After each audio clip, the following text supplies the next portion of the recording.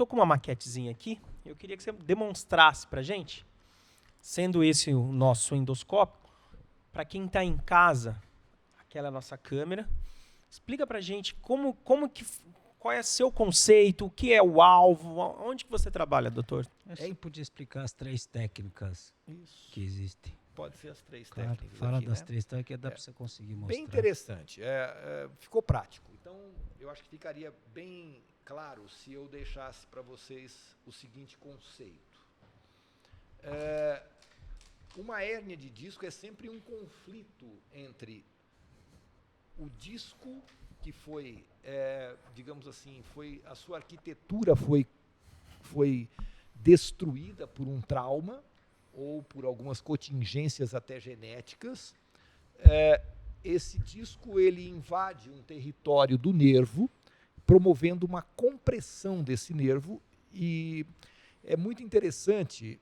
Goldwaite, em 1909, estabeleceu a relação entre a dor ciática e uma lesão discal na coluna. Não existia esse conceito até 1909. Uma lesão discal é uma lesão... A lesão do disco, o disco tem uma arquitetura em que ele tem um O-ring e tem um centro chamado núcleo pulposo, que dá o acolchoamento do disco. Eu não vou me aprofundar, mas vamos parar aí. Esse O-ring ele pode se romper com um trauma, com um movimento, um peso, uma atitude, até um espirro, muitas vezes, dependendo, né, Renê? É muito variada a natureza da lesão, a dinâmica da lesão. E aquele núcleo pulposo passa através dos limites desse O-ring e cai no canal vertebral ou no forame, comprimindo estruturas que vão inervar os membros inferiores. Falando da lesão discal lombar. Bom, a endoscopia visa em buscar primariamente uma hérnia de disco. Depois ela foi evoluindo para as chamadas doenças degenerativas da coluna. As doenças degenerativas da coluna, elas se prestam ao processo de uso e envelhecimento da coluna e vai criando aqui alguns tipos de alterações proliferativas, ou seja, de crescimento ósseo, que também, como a hérnia, vai ganhando regiões aonde tem estruturas nervosas. Artrose, bico de papagaio, isso, popularmente falando. Artrose de ele papagaio, também cresce e comprime os nervos, assim como a hérnia de disco. Dá o mesmo quadro clínico, ou talvez com algumas diferenças. Então, para cada faixa etária, elas vão ter a predominância de um tipo de lesão. O jovem, primariamente a hérnia.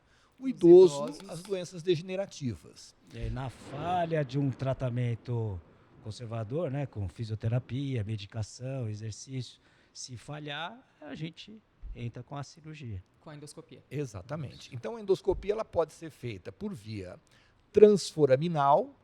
O forame é essa estrutura lateral da vértebra, onde o nervo passa por ali e desce para as pernas.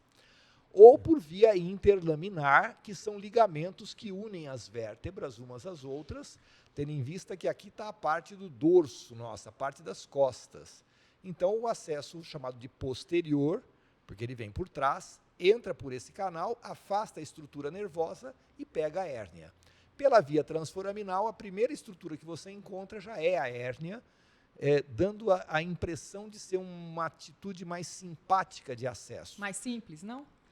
Talvez mais simples, mas com outras complexidades. Na verdade, com tanto essa técnica interlaminar quanto a transforaminal, você busca pontos não ósseos para você entrar. Então, são, vamos dizer assim, canais naturais para você entrar na cirurgia. É mais fácil de entrar ali.